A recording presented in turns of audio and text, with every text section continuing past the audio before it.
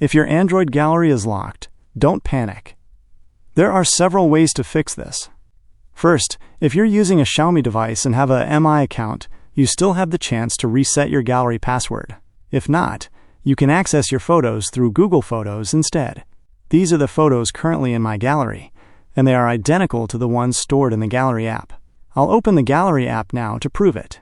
As you can see, the photo files in the gallery look exactly like the ones in Google Photos. If you don't have Google Photos installed, you can access your pictures via the File Manager.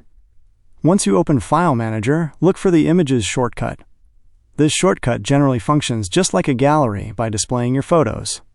The layout here is a list by default, but you can change it by tapping the three-dot menu in the top right corner and selecting the grid layout. Once you do that, you'll get a view that looks exactly like your standard gallery. Everything you can do in the gallery, you can also do here, such as viewing, sharing, or renaming photos. If you aren't a fan of using the File Manager, you can simply install a third-party gallery app from the Play Store.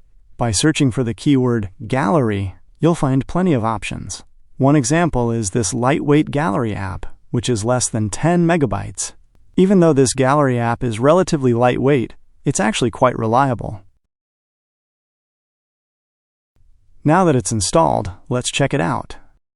We'll select English for the user interface, and then tap Grant to allow file access. Got it.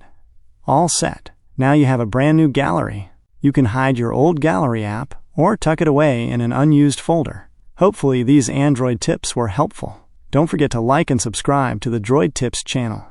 See you in the next Android tutorial.